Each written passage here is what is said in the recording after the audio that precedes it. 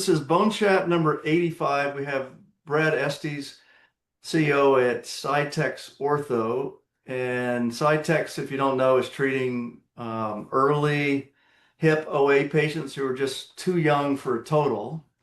And this is really, really near and dear to my heart because there's a donut hole of patients in hips and knees that don't need hardware. And things like what Brad's doing with interpositionals makes so much sense. So I'm handing the slides over to Brad. Welcome. Great. Well, thanks, Tiger. Thanks for having me on the day. And this is one of those opportunities I couldn't pass up just to interact with this community. I mean, this is a community that's in the know, that's been through the trenches, and so I'm excited to have this conversation with you guys today. But we really started Cytex Ortho to tackle the problem of osteoarthritis, and I don't need to define it for you guys, but it's a debilitating disease that affects 1 in 13 globally, and at end stage, joint replacement is the only option. But the more we got into it, the more we realized that this isn't a disease of just the elderly. Tiger, as you were alluding to, over half the patients are under the age of 65 and they don't have any good solutions. They're kind of caught in limbo, is the way I like to say it. They're living too much pain to live a normal life, but they're too young for a joint replacement. So what do they end up doing? Most of them just end up waiting for 7 or 8 years for that hardware that you're talking about, and they just don't want the early replacement and multiple revisions in their lifetime. So our contention is these patients deserve better, and that's what we're trying to do at Cytex Ortho, is to change their reality. So for us, it's more about joint restoration, not replacement, and so that's what motivates us each day. But let me pull up a slide deck, and then we can jump in and hope to have a good conversation with you guys today. Yeah, and he's going to go through a lot of technical stuff real fast. So just raise your hand or yell. You don't even have to raise your hand. Right, right. So I divided in kind of a motivation, kind of solution, a little bit of the science, and then kind of segue pretty fast from there to the patient population and what they're going through, just to set the stage here.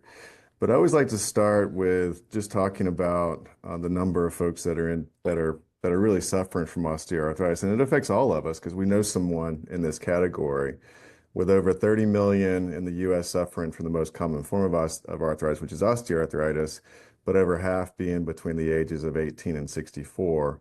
If we look at the hip population in general, though, there are over 1 million patients under the age of 65 with chronic hip pain, and this is our first targeted indication. And but we know that only 20% of that patient population will proceed to a total joint replacement at that young age. You can do the math as well as I can, but that leaves 80% that choose to live with chronic pain and disability for two reasons. One, they want to avoid restrictions on high impact activities now, but they fear for their future quality of life and what these high revision rates mean for them. And this equates to a $5 billion US market opportunity by 2030. And this slide really highlights that journey even better for this patient. And what I've done here is I plotted treatment complexity on the y-axis and stage of disease on the x-axis.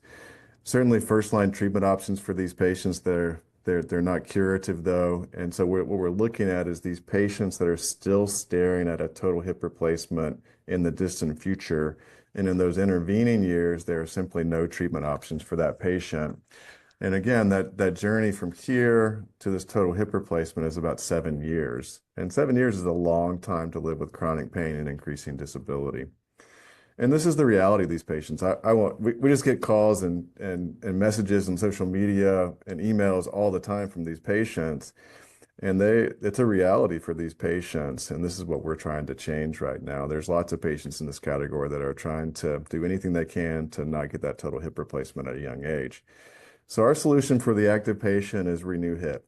Instead of replacing the entire joint with metals and plastics that are supposed to be permanent or long-lasting, we're just dealing with the damaged areas in the joint. We're restoring the anatomy and we're restoring the contours of the joint, as you can see in those images, and then we design it to mechanically function from day one so these patients can get back to their active lifestyle.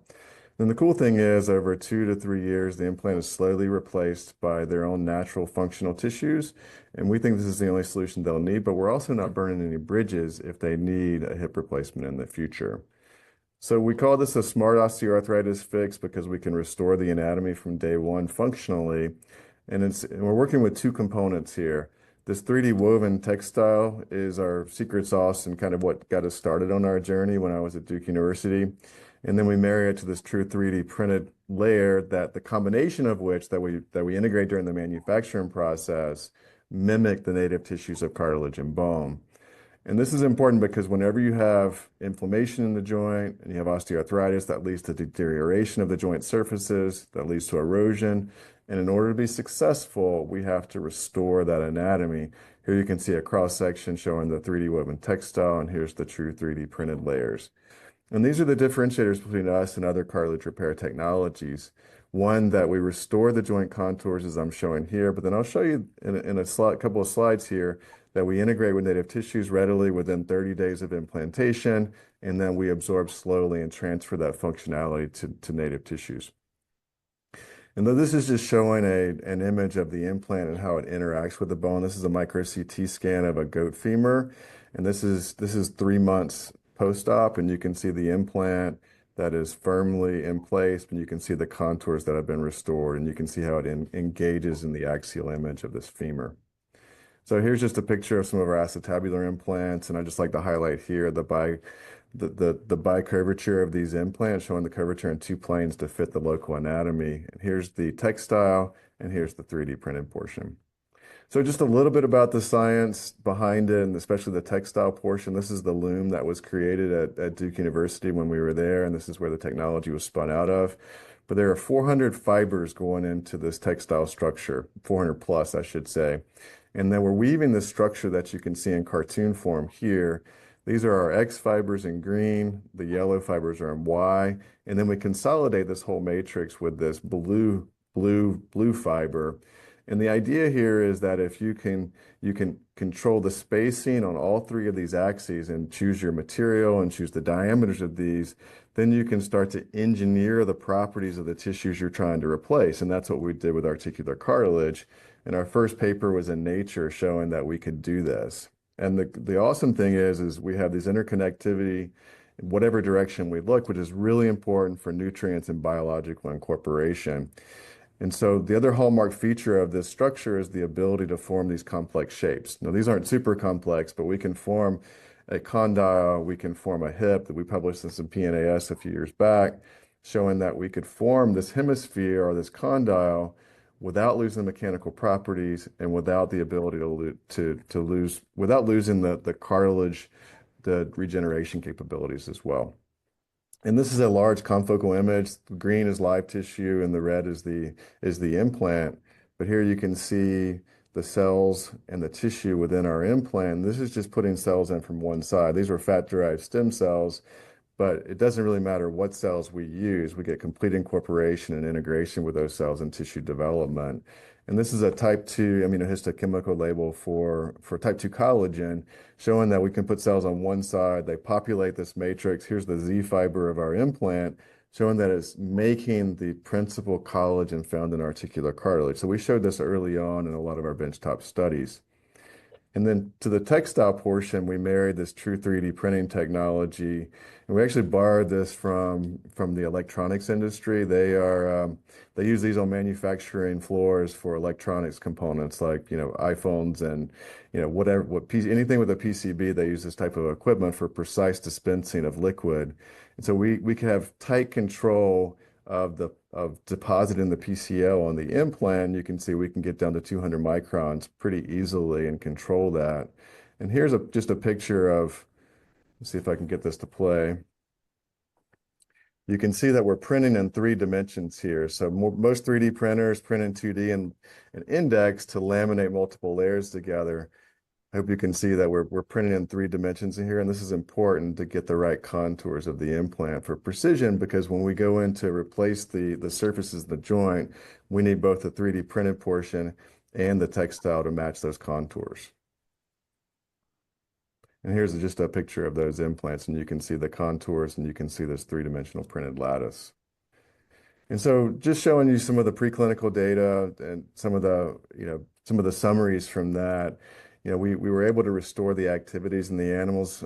This was our 6-month canine study that we published in Science Advances, and we showed that activity levels with Renew Hip implant were restored within 3 months, and the osteoarthritis control group remained lame throughout the entire study period.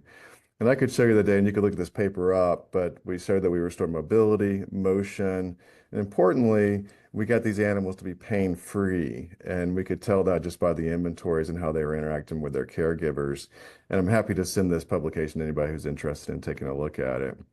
And then after we euthanized the animals, we were able to look at histology and the mechanics of these joints and really just showed that, on the control side, nothing surprising here. If we just do some kind of bone marrow stimulation sham type procedure, I mean, you don't have to be a pathologist to understand what's going on here. This is a serious defect that remains at 1 year, and you have fatty, fibrous tissue that's non-functional. But with Renew Hip, we restore this anatomy from day one, and then that anatomy is maintained, that reduction is maintained throughout the 1 year time period. And we also get the differentiation along this cartilage and bone lineage while significant absorption of the implant takes place. So you can see the dotted line of our implant here. And then in these corners here, there was implant here initially. That implant has absorbed. And as that implant is absorbed, we have all this tissue that's filled in here. The polymer matrix is disorganized now, indicating that the tissue that's synthesized is now functioning instead of the polymer from the implant. And these data were critical for FDA as we got our IDE study approved, because they looked at this and realized that, okay, by the 1 year time point, the implant has done its job, and that was the idea. Let the implant do its job and then get out of the way. So you can see the integration with bone and the cartilage. And then I'm not showing you these data, but when we map the compressive properties of the cartilage across the joint surfaces, we show that that's restored too. So that's a little bit of the science, and we'll shift a little bit. If anybody's got any questions on the science, please speak up or ask any questions here. But I want to talk about the patient journey a little bit here too. Yeah, I got two quick questions, Brad. What are the materials and how do you fix it so it doesn't shear out of the way? Yeah, so the material for the textile and the 3D print are both polycaprolactone. Okay. So they're both an absorbable polyester. One's in a yarn form and the other's in pellet form that we extrude from our printer.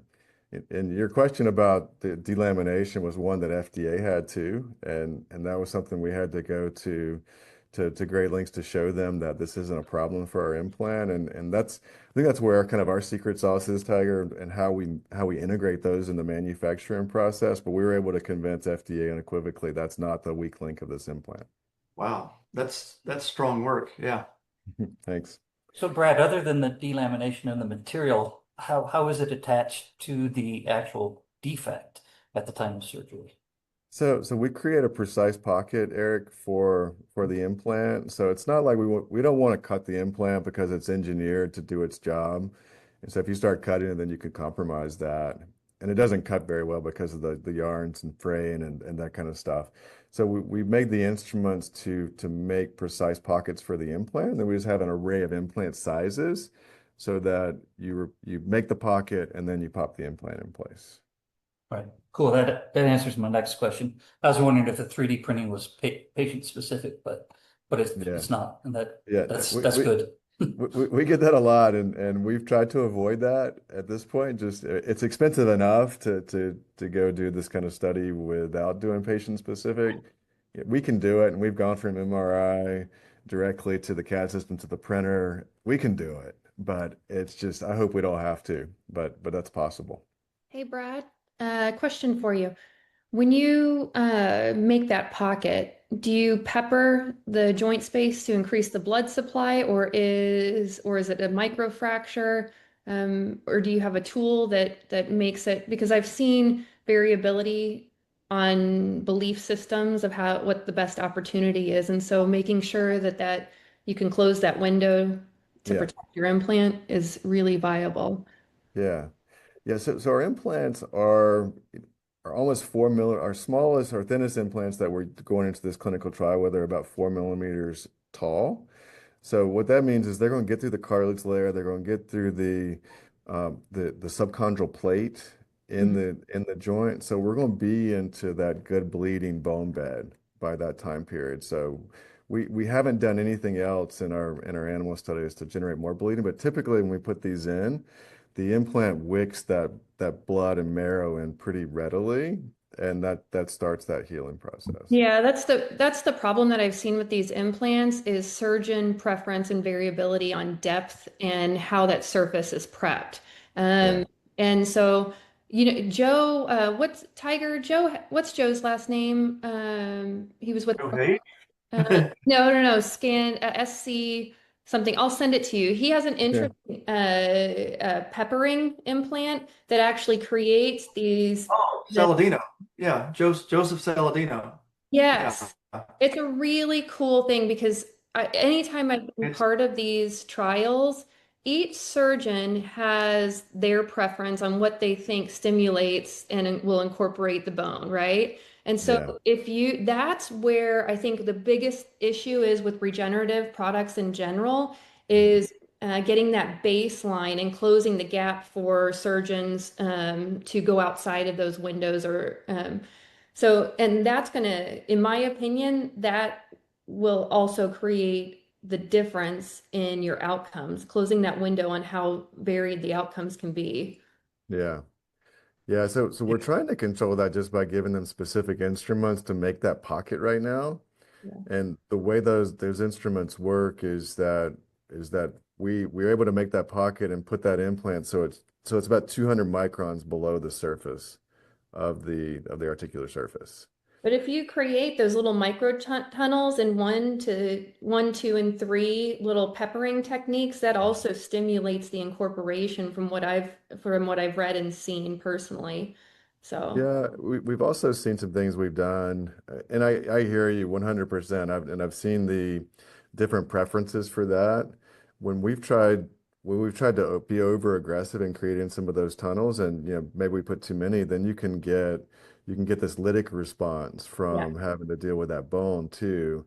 And so that's one of the things that we're a little fearful of. If you're over aggressive there, then you can get these lesions, these bone marrow lesions, or these cyst formation. And we haven't seen that as long as we stick to our instruments. If we go beyond that, we've seen some of that before. nice. Yeah, that's perfect. And then the second thing is, I read a new study about how women heal differently. So Mm, women naturally have more fibrous tissue. The end result is the same, but initially women have more fibrotic growth. And so I don't know if you're seeing that as well, but it's just a commonality in just women in general in our healing responses. yeah, that's an interesting comment. That's something we haven't been able to study in our preclinical animal models. So it'll be interesting to track that. Yeah. Well, I have a paper for you that defends that if you see it. Because the end goal is Send the it. same. The end result That's is right. the same in bone formation. So you have a way to to counter that if there's any issues. Yeah, send it to me. I'd love to see it. What about post-op weight bearing? So in all the preclinical trials that we didn't restrict post-op weight bearing. So we've done goats, we've done 4 GLP studies now, and multiple goat models, and so two different goat models and then two canine models, and we didn't restrict it. And it's put in arthroscopically through like No, this is an oh, open procedure right now, any and the open. Yeah, yeah. and the first in human study will be an open procedure, and then our goal is before we get to the pivotal trial to have the ability to put it in arthroscopically, and that's something we're working on right now. Brad, is there a certain level of acetabular deterioration that you're comfortable with, or how do you evaluate, like, what condition the acetabulum is in that, beyond a certain point is sort of considered too damaged? Yeah, I mean, we need to have some joint space there. Typically you're greater than 2 millimeters of joint space. And then there has to be contained lesion with good cartilage on either side of the lesion. So we can get pretty large with our implants, but there needs to be some normal anatomy on the outside of the implant so we can anchor it. If it's like widespread disease and the whole tissue is the tissue is deteriorating when you're getting to end stage disease, then we're not comfortable with that. And so that would be an exclusion criteria for the study. But outside of that, we can handle some large lesions. If that does that answer your question? Kind of.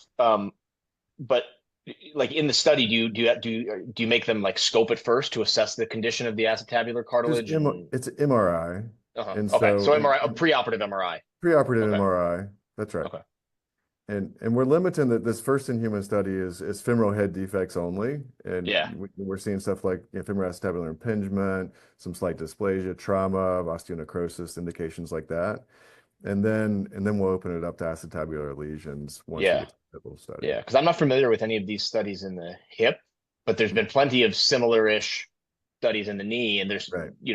they're littered with screen failures from people who think sort of they have a femur only problem, and they open it up, and there's the tibia is too damaged as well. Yeah, that'll be an interesting part of the study, and to see about getting that patient population in, see how many screen failures there are, Yeah, and getting it enrolled. But that's a challenge for all these clinical trials. yeah. Yeah, it's a great point. So I can talk a little bit about the patient journey, and then and just kind of the things that motivate us day to day. But this is a quote we got recently that I put on here from a patient that contacted us. I'll be first in line to try this if allowed. They want to come in the door and get this implant right now, which is pretty awesome. But it's also a little bit sad because these patients are looking for solutions. And so, and Dr. Vale, who's on our clinical advisory board, who made a living, you guys probably know Dr. Vale pretty well. He made a living replacing joints, and I want to be clear here. I'm not denigrating total joint replacements. I think it's a fantastic procedure for the right patient. I mean, you get to your sedentary patients that are 70 plus years old. It's a great operation, and that's not the market that we're going after. We're trying to solve problems for this younger population, and yet we're pretending in a lot of ways that total joint replacement's okay for that younger patient. And that's what I'm pushing back against, and that's what we're trying to solve at Cytex Ortho. And we're seeing, and Tiger, I know you've commented on this in some of your blogs too, we're seeing this push for total joint arthroplasty in these younger patients. And I just put this slide together to say, is this a good or a bad thing? If you look at the Wall Street Journal article that came out about this time last year, we're talking about patients under the age of 65 getting joint replacements, and the AHRQ put out data saying that this population grew 200% over the last 2 decades. There's no long-term data supporting this trend. There's a high revision rate, and then we know that the AAHKS and AOS recommend no high impact activities on these patients. And so we know patients will also push the limits of these prostheses. And so we're going to run into a problem for these patients where they're going to cease to be revisable if this trend continues. And this is just a real problem that we're running into with these patients. And you see it here in this quote. This was actually in that article, in that Wall Street Journal article. This is a 54-year-old who had seen multiple revisions. And he says, when you're squatting in the gym and running and then get a hip replacement and you can't do it anymore, that's not so great. Again, that's the reality of that patient. And this is why this 20% number is true. Those are the ones that are opting for a total joint replacement right now. And so Bruce Ryder talked about joint preservation being on the rise. And you can see his quote here, but one of the biggest stories in orthopedic sports medicine over the first 2 decades, he says it's the growth of hip arthroscopy and associated joint preservation techniques. And I think that's just good timing for us as we're working on a way to add to their toolbox to treat these patients. And then Dr. Gons, who basically pioneered the Gons technique for a lot of these hip preservation procedures, he said that most, if not all, hip OA is secondary, often due to subtle but definite and commonly overlooked developmental deformities of the hip. In other words, if we can get these patients early enough, then we can solve some of those problems. And we're just seeing this growing interest. We're seeing growing interest in this growing rate of hip preservation centers popping up all around the country. And we're seeing just this great interest in femoral acetabular impingement, lots of RCTs. The Anchor Consortium's doing a lot of work to put data out there on how to treat these patients. But it's a growing population and I'll highlight some of the problems that we're running into here with these patients. So there are limitations. This is a 17-year-old male athlete, and you can see some of his impingement conditions here. this femoral cam lesion and causing some problems on this acetabulum. And then you can see the labral repair here, but when you get to the cartilage repair here, it's delaminated, and the surgeons are looking at this. We don't have tools to address this. So this is where we think CytexOrtho can come in and start to provide some treatment options for these patients. Allografts are used on the femoral head and also in the acetabulum, but these are difficult procedures. They're difficult to obtain the grafts. They can wait months to get these grafts. There's difficulty shaping the grafts. If you don't match the curvature right, you can have problems with that. It's expensive, and the graft survivorship is at 5 years is about 80%. And this is some recent data that came out of the Mayo Clinic that I'm quoting from these numbers here. And so this is a 22-year-old with right hip pain. And I should say these images are courtesy of Jeff Nepple at WashU. And you can see some severe impingement here. And this patient had to get a total joint replacement at the age of 22. And we're seeing too much of this right now. And this is what we're trying to solve. So we know this. We can look at other markers too, that this market is growing. I mean, if you look at just the injectable market, $1.3 billion market this year, growing at about 8%. It's growing and it's not reimbursed. I mean, if you look at HA, you look at corticosteroids, you know, there are a lot of carriers that aren't even paying for these, but it's growing. So these patients are reaching into their pocket, willing to pay $1,600 to get a course of 3 injections to start to address their problems. And so this is a desperate patient population. And so one of the things that we're having, I'd love comments on this from you guys, is obviously we have to improve patient care with Renew Hip Implant, and we have to lower costs, and we have to have it reimbursed. And so if we have to do all of those things, and so we're starting to get our minds around what that looks like, and we're going to have to collect these data, get it into the clinical trial. But these, especially the pivotal, maybe not the first study, but especially the pivotal trial. So this is the kind of thing that kind of keeps me up at night is, you know, how do we walk this tightrope of clinical, regulatory, funding, getting all this data to get to the market so we can help these patients. And we can do some of that early math to show that it's favorable from a cost perspective, but there's a lot of studies that we have to put in to show it. And these numbers don't even take into account the burden of just living with pain over that 5-year period. So this is some work we have to do on that front.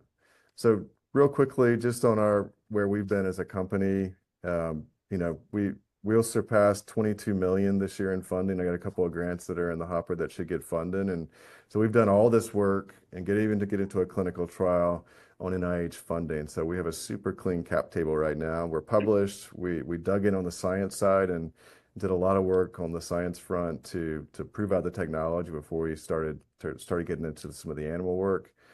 We have breakthrough device designation. We won the Kappa Delta Award in 2021 and the inaugural Ortho Pitch competition in 2024. And then we were just named to the MedTech Innovator cohort this year. So it's a pretty good traction. And then, so Brad, your fundraising is entirely NIH, or was there something else sprinkled in there? There's about so our ratio is like 20-1 right now. So there's a little bit of dilutive capital in there. We did a crowdfunding raise a couple of years ago, brought in about 500,000 that way, and then I have a couple of safes, and we're just shy of $1 million on the dilutive front. I mean, that is impressive to raise 20 million in grants. Thanks, I appreciate that. It's great, and you know our team is committed to getting this to the finish line. That's what we felt like we had to do to get it this far, and we'll still leverage grant funding to work on some things. Because I think we have to. It's just so hard to get funding. Institutional capital, angel, family office is really hard to get right now.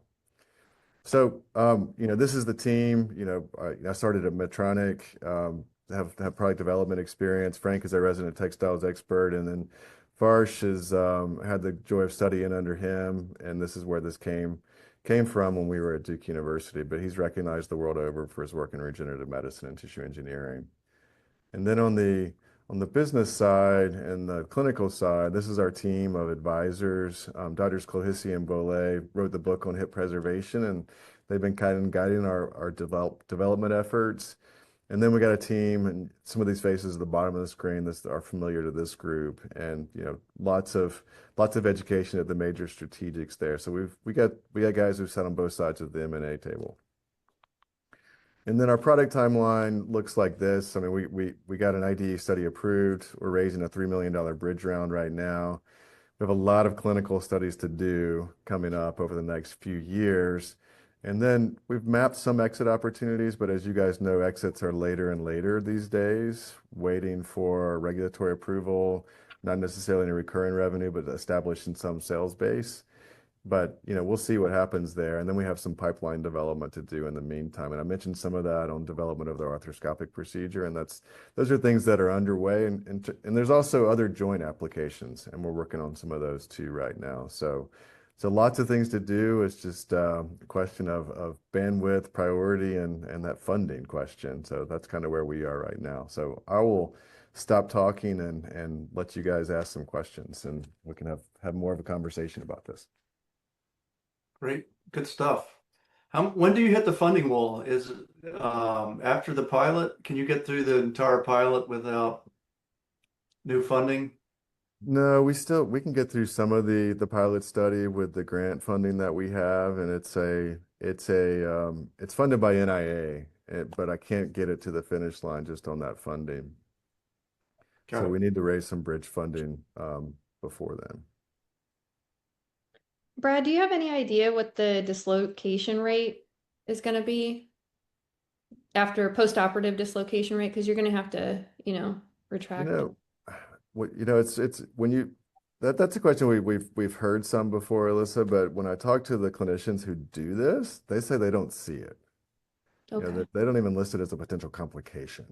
So when we talk to FDA, it doesn't even come up. So I think in the right hands, that they call it a safe dislocation procedure or a GONS procedure, but most people refer to it as a safe dislocation because in the right hands, it's really successful, and it's going to take 3 to 6 months for these patients to get back on their feet from that.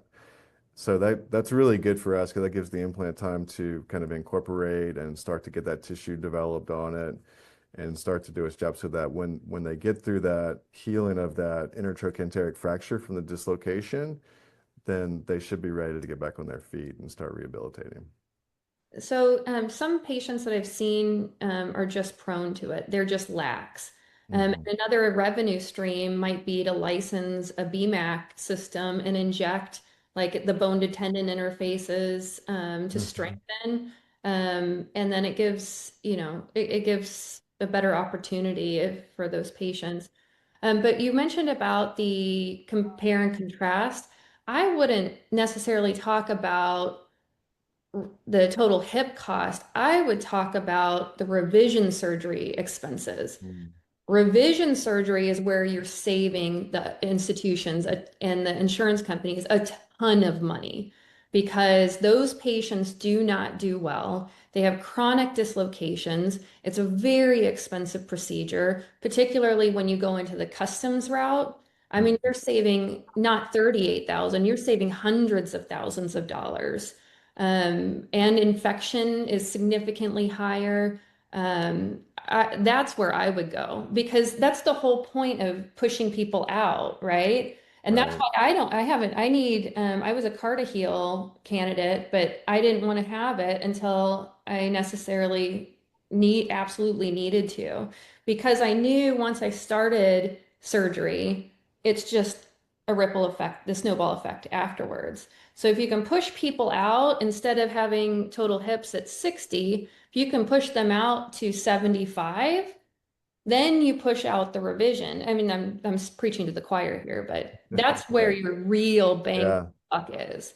That's a good point. I think one of the things that we still need to do is start interviewing the payers because this isn't Medicare. These aren't Medicare patients. So starting to interview the payers and understanding what they're going to want to see for maximizing that reimbursement. And I think that really comes into play. And I haven't thought of it from that angle, Alyssa. So that's a great point. And that's something we can kind of hone in on. So I like that.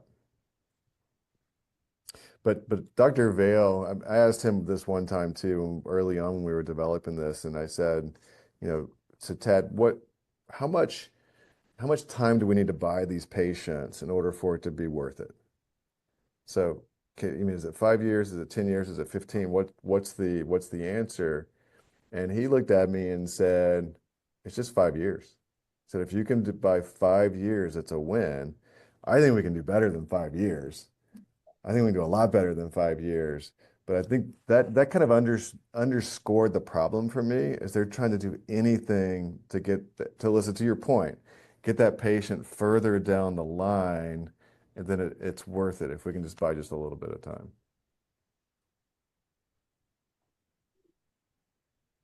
Patrick. Okay, Patrick. Brad, curious as to why you guys chose the hip. I mean, there's plenty of comparable-ish technologies out there, and they all seem to sort of start with the knee. So pros and cons of like what was the thought process behind starting with the hip? Yeah, I mean, I think when we spun it out of Duke University, we took a dual-pronged approach, and we started working on knee and hip at the same time.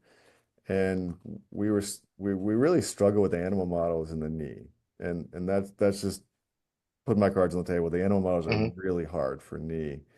And at the same time, we were working with a veterinary surgeon at NC State whose expertise was hips, canine, and pain.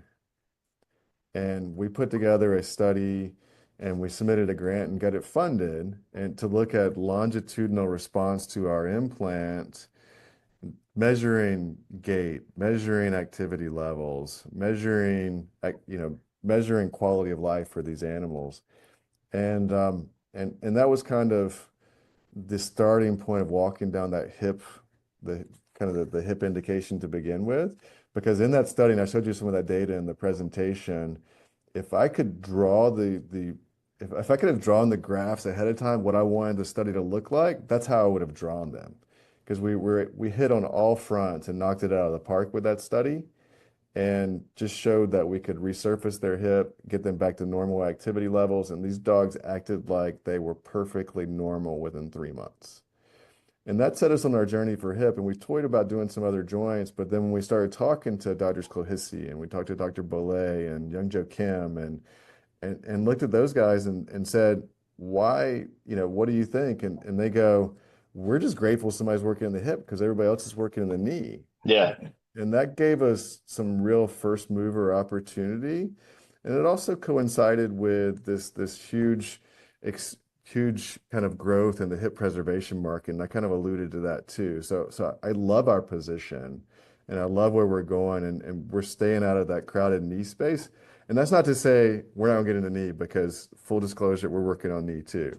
But that's not where we're going to begin with. It's just let's do the hip stuff and there's other joints too, but we'll get there as soon as we can.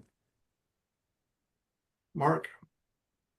So a friend of mine sent me a deck a couple of weeks ago about a new device that measures pain objectively and subjectively in animals. I was curious how you were measuring pain now. In the animals, how we measured the pain? Yeah. So Or do you? So in the canine study, I mean, we had an inventory that we used with the caregivers basically scoring their pain levels. Does the animal wag its tail when you approach it? Do they eat normally? Are they scared of you? Do they bite at you?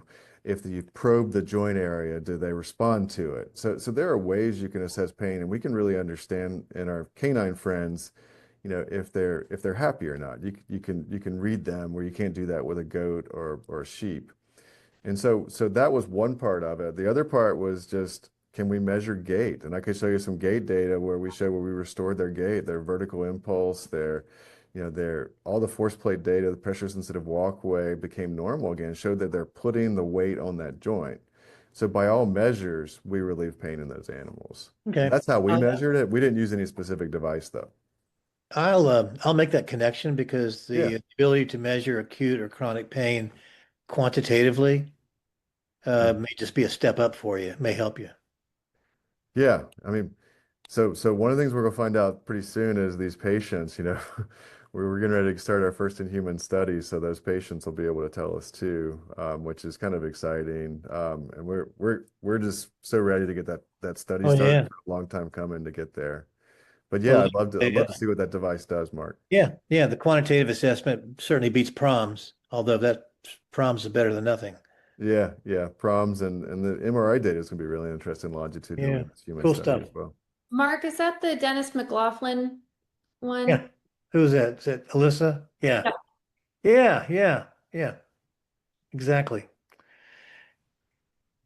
Brad, I'll connect you with well, or Mark, if you want to connect him with Dennis. It'd be interesting for you. It might be interesting. Yeah, I'd love to talk to him. And it's FDA cleared, my understanding, for animals too, or already. So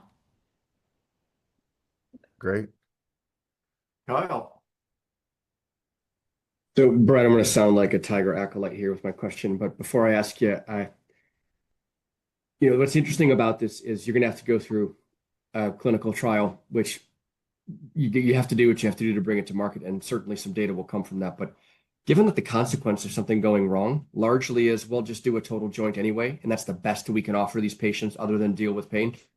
I wish that there was just a better pathway to where you didn't have to do so much, but such is the world that we live in. Have you, at any point, did you guys explore doing some overseas surgeries for your clinical data, Colombia and otherwise? And what stopped you from going that route as a parallel pathway or an alternative? Yeah, I mean, we did consider it. I mean, we looked at the cost for doing studies in Australia. We looked at the cost for doing studies in Bulgaria, and so we thought that was a good idea. But what ended up happening for us is we wrote a grant to NIH, which is what we do. It's like, you want to do some work? Well, let's write a grant. And so that's what we did, and they got funded. And so NIH isn't interested in funding a study overseas. No. We know the current climate too. We won't get into that, but that wouldn't have been very favorable. So that's really we kind of got stuck. Instead of doing first in man in a land far away, we were doing it here in our own backyard. I mean, that's good and bad though, right? I mean, because now we have more control over it, and we can really dial it in with FDA oversight too, which I think that's some positives, but it's also a lot more expensive, and that's one of the things that concerns me. If I had funding to go to somewhere else and do these studies for different joints, I'm all in. I have no qualms against doing that. I think a lot of people would take your problem. Yeah, there you go. Well, so thank you for that. It makes total sense. Had you been funded differently, do you believe you would have been able to use overseas patients for a FDA clearance, a US clearance? Yeah, that's a good question. That's tough. I mean, it's all and I'm probably not the right person to answer that question, having never done a study overseas. Tiger, you could probably answer that question better than I can. It's a double-edged sword. I like the overseas series, just to get early feedback on the device and the procedure, and is it still in there a few months later? Is their KOOS scores or whatever gone down? And it's a sanity check. It's not for clinical data. It's for the startup to check some boxes that say, looks like this thing's working before we even start the study. I think it just depends on, does the data look similar across the different surgeons? So if it correlates with US surgeons, and it correlates with Japanese, their techniques, their patients, if you're getting the same data, it could be very powerful. But if it's variable and if there's a wide range, then it won't be. It's all about if you have the highest skilled trained surgeons and that know how to choose the patients. I've been in regulatory meetings with regulatory consultants, and they'll tell you that usually FDA accepts like half the study to be enrolled from abroad, but they don't ever give you like a precise number. It's always like, we don't know the actual answer until the stamp's on the envelope putting the submission in, and at that point, you're so far down the line that if you sort of guess wrong, I mean, they'll allow some of it, but not entirely abroad. I've never heard of a fully abroad study.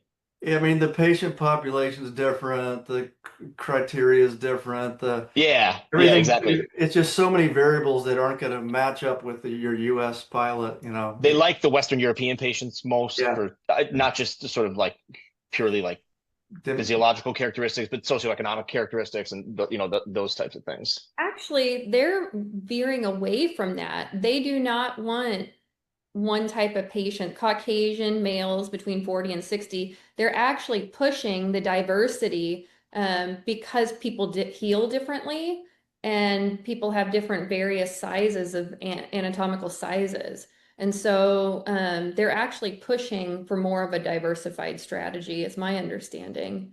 Yeah, I think I should have I probably said that a little bit incorrectly. More for like like they think that like the population character, like if you look at the UK or something like that, the ethnic sort of breakdown is similar enough, or France is similar enough that they think if they take a random swath of 10 French people or 10 British people or whatever, that's pretty close, as opposed to like, sometimes it's almost like explicitly racist of like you can't take 10 Korean people and like throw them into a US study because that's not representative.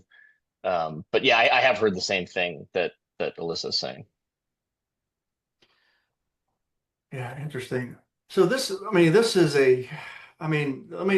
you a little history. I mean, I joined Active Implants in 2010, and we had a hip product called TriboFit.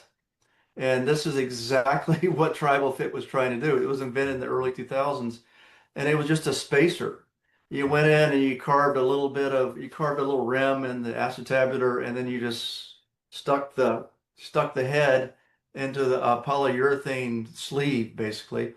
And I mean, it screams the need for this. And because they're between 40 and 65, there are no solutions other than HA injections, painkillers, braces, palliative care. It's just these patients are miserable for 20 years. And and then active implants end up moving into the meniscus area more, but for the same thing, to delay total hips. This is a huge problem, and nobody's solving it. And the other thing just a comment, but the other thing I want to say is that I think this is going to scare a lot of the total joint companies, and we haven't even gotten to that yet. But uh, you know, I mean, Zimmer and Stryker don't want to delay hips and knees, so um, there's a chance on the back end that they're going to buy it and bury it. That is another strange outcome that could happen. Um, I don't know. I agree with you, but then I also have a flip side because the regenerative market they're not capturing, and people are very interested in that. So I think that's your direct competition is the regenerative market, where they just the physicians buy these, and as we get more data, right, you're seeing cartilage regeneration actually occur, and so it allows a device manufacturer to finally compete with the regenerative side where because you're only getting like the company's only getting about $50 to $100 in revenue in net profit from those centrifuge systems, right? Hmm. So if I were a big strategic, I would want the regenerative, but I would want this as well, knowing I'm going to lose that market to regenerative if I don't do something. that's a really good point. That's a really good point. Wow. And Alyssa, one of the ways we think about our implants, it's kind of med tech meets regenerative medicine, because we designed the implant to basically give way to biologic tissue over time. So it's a regenerative play, and so it's uncomfortable for people because of that. And even when we were working on getting this clinical trial off the ground, even dealing with these academic centers and hospitals, it's just they can't get their mind around. It's not a joint replacement? What is? I don't understand. You're putting something in the hip and it's not a joint replacement? Believe Can you me, explain that? I'm creating the market with you. I know. That's why So we can't get funding, is we're creating the market, that's right? exactly right. It's a different way of thinking, and in some ways I can't solve all those problems at once, and so I just can't. And so it's just like you. It's just like we got to just kind of keep one step at a time, advancing our products and what we're doing. And if the data are there, then we'll re-educate everybody that way. But that's what we're gonna have to do. Or we just become a Megatron and collectively put 10 of our companies together. And then 6 to 10 companies that are actually have that therapeutic model, that I regenerative. love that. Yeah. And then we sell to the company, the strategics, for the multi-billion dollar. I just said something similar to a friend the other day. I said, if there's some private equity company that wants to roll up like 10 different, 10, private equity firm that wants to roll up like 10 different companies, there's some sort of great like joint preservation company out there that. That's Totally. what we're doing. I'm telling you, this is what we're doing. This is what I'm working on the side. So you're totally right. I mean, we just got into that MedTech Innovator cohort, and I had this similar thought the other day. I was like, if you take, I won't name the companies, but if you take these companies and you put them together and you fund it, you have quite the product offering for these patients that's totally innovative and treats patients in a different way, which is awesome. Early, mid, and late term developments too. So it's not all PMAs. There are some 510K and even class 1 devices in there. So it would be a great opportunity. I don't know how you do it, but I love the idea. I think PE is the way to go. Like do a high ridge and spine. Yeah, that's fascinating. What about the direct to consumer route? I mean, we're obviously fast forward to the future when you're clear. I mean, is that an avenue? We haven't talked about how to sell it. Do you build a sales force? But I mean, I don't want to build a sales force, I can tell you that. But I think, if you look at Miak Orthopedics and what they did with the Bear implant, I mean, they were very successful with a direct-to-consumer marketing. And I think that really helped them. And I see similar plays for us. When we did the crowdfunding raise, I think we were successful in that crowdfunding raise because it resonated with so many people. And I think that'll continue to be the case, especially as we show efficacy in these clinical trials. I think we can leverage that. And so direct to consumer will definitely be part of our marketing campaign. I just got to get some money so I can hire somebody to do the marketing. Yeah, Patrick. Well, I had a question, but just on the direct consumer thing, you'll get it would work because people know their hip hurts. You'll get so many people though that come in with like way beyond end stage arthritis that say, I saw this thing, this looks great. Why won't you put this into me? And doctors will get frustrated saying like, why did I have to explain to this 72-year-old with horrible arthritis that, they're not a good candidate for something like this. But my question was on the typical surgeon, like these hip preservation surgeons, by like training and background, do they I should know this, but they tend to be like people who did sports fellowships? They might have done an extra hip arthroscopy fellowship. Like what's their background tend to be? Yeah, I mean, that's a good question. I don't know if I could answer it specifically. It's varied a little bit, but they have training in sports medicine and they have training in arthroscopy, and they go do some fellowships with people that are doing hip arthroscopy.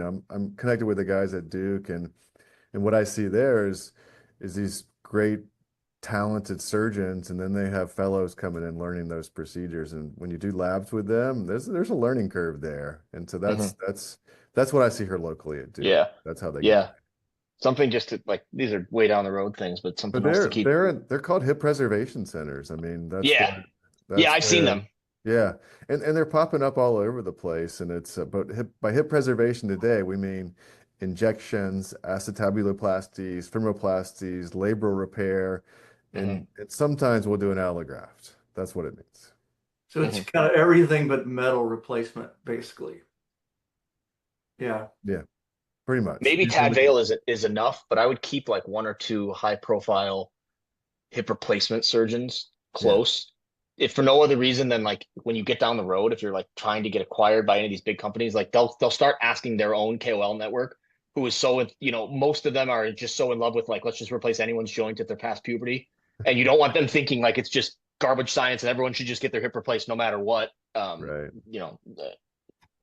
Yeah, I mean, and I think, what's really hard for me is when I see the push from strategics and surgeons of why wait? Why don't we just go ahead and implant these prostheses in these 35-year-old or 40-year-old?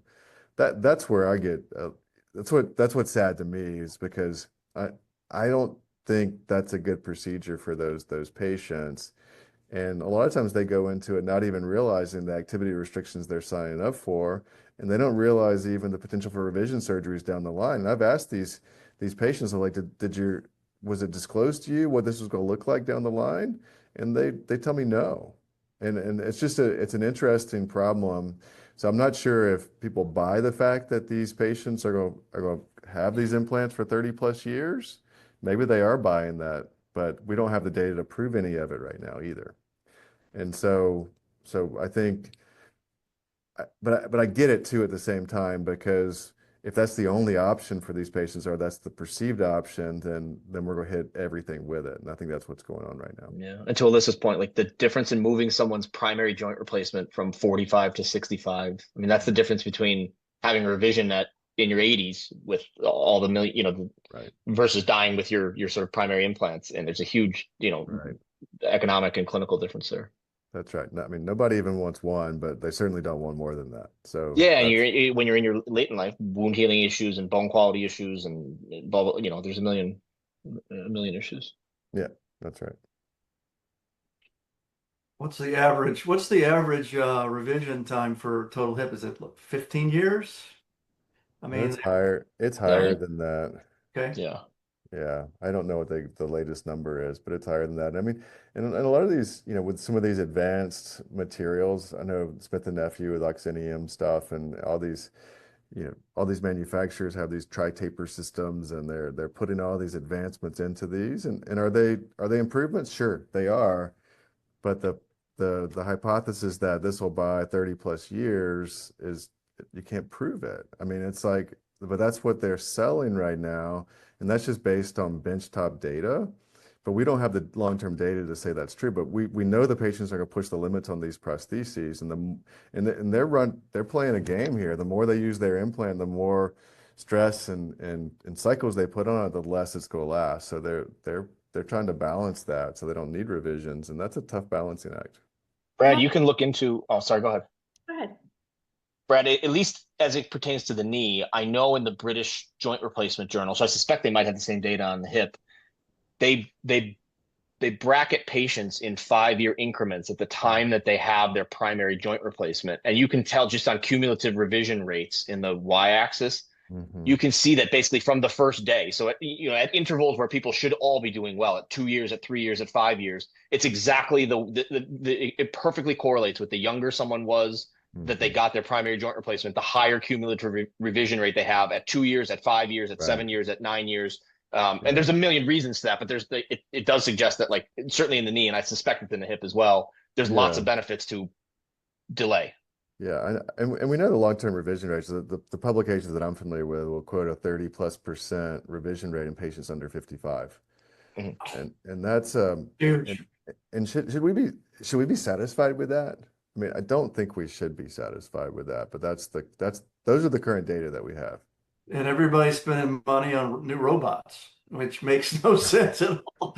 Right, and we didn't even talk about the robots, but I mean, with Zimmer Biomet just buying another robot, good for Monogram, but what I want to see is robots being used to treat new patients in novel, innovative ways. And that's not the way robots are being used right now. Robots are being used to dial in a more precise cut. I mean, for a knee or tibial plateau, whatever it is that a good thing? Sure, it's a good thing. I'm not sure that much money is worth that. And I'd love to see them refocus that. But as long as they're driving revenue with that robot, you're not going to see any differences. Right. Yeah. Robots don't do anything but add complexity and cost. They don't improve clinical outcomes. Yeah. Yeah. We'll see. I mean, I know they say they do, but we'll see if that holds true over time. Having worked on robots for far too long, for many years, the worst complications I've ever seen were directly correlated with the robots. And that was in knees. And in hips, the acetabular cup placement is really where the value should be, but that's not gotten anywhere. But I think that you have the Australian registry is the best data that you're going to get. But all of my surgeons have said your prosthesis, all the good ones. And Mark, you tell me if your surgeons say the same thing. expect your prosthesis to last around 15 years on average. That's what I had always heard. Mark, do you hear the same thing? Yeah, I mean, the survivability rate even at 20 years is like 80%. Yeah. Yeah, So 15 years is a good number.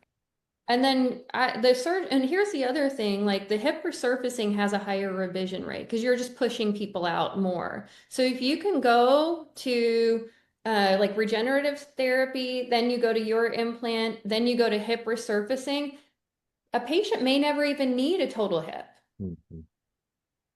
Yeah. And that could be very That powerful.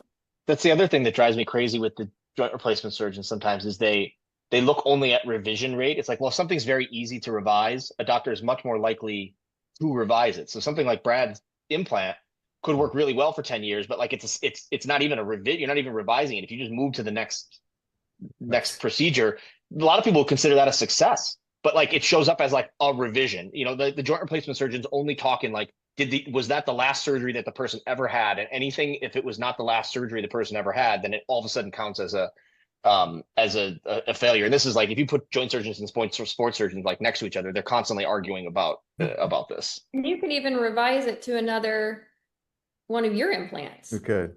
Yeah, Bigger one, yeah. really good. Yeah, a bigger one. Or, you know, if the other side of the joint starts to get involved, you could put one on the other side of the joint. Either way. Interesting. So yeah, and to get this out, there's no special. If you had to revise it, and we've done so many animal studies, the only time we had one that failed was the animal got an infection. That was the only one because people say, have these ever come out? We've never seen one come out. How long before it's totally gone? Yeah, FDA really hammered me on that when we were trying to get the IDE study approved, as you might imagine. Our best guess, and we don't know for sure, is 3 to 4 years before it's totally gone. And so that's why it was so critical for us to look at significant absorption that occurred at that 1 year time point. But then we had enough tissue that's being loaded at that point. Then FDA was okay once we showed them that. Brad, do you know Tim Gainey? Don't. No? Okay. He is.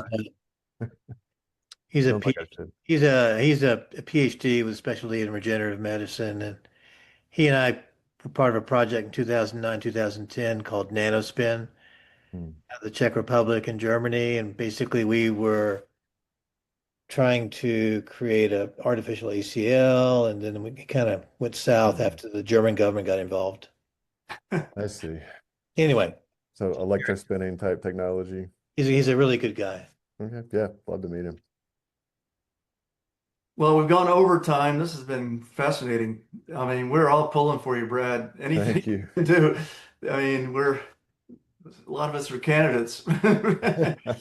Yeah, it's true. Yeah, I think one of the things that we run into is that there's the whole vertical for joint replacements, and everybody's just satisfied with the status quo. And I think that's where we should push back. I don't think they are. I don't think the patients are, but I think a lot of the healthcare systems and the surgeons and the strategics and the payers and they're incentivized to replace your joint. And so I don't think they are though.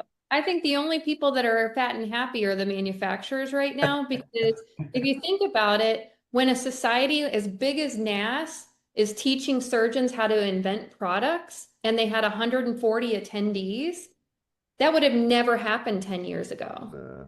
And so it shows that the market, not only the patients are pissed off, they want more because they're going to regenerative. They're bypassing the surgeons and going to the regenerative places. But it also shows that the surgeons are pissed off and see room and opportunity for development. I think this is the perfect time. I mean, if you can get funding, it's like, and I say this all the time, it's like when the banks collapsed and you had beachfront properties for $300,000.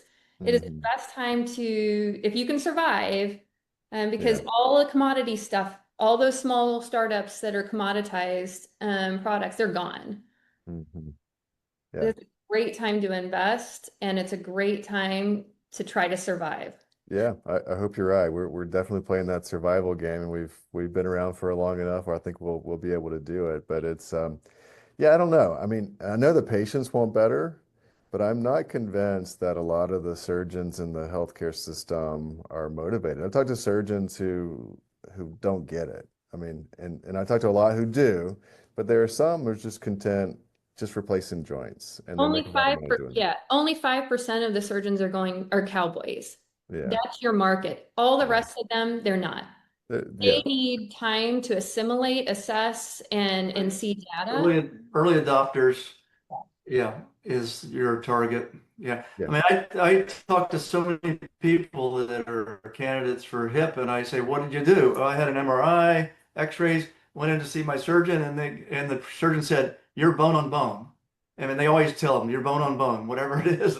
Well, And I could make this pain go away with the total hip. It's yeah. like, oh, you're not giving them any other tools, you Well, know? and even earlier on in that process, if you have any hip pain, it's almost not worth going in there. You go in there and hey, you take an AP X-ray, maybe a frog lateral, and they go, hey, you got some early hip disease.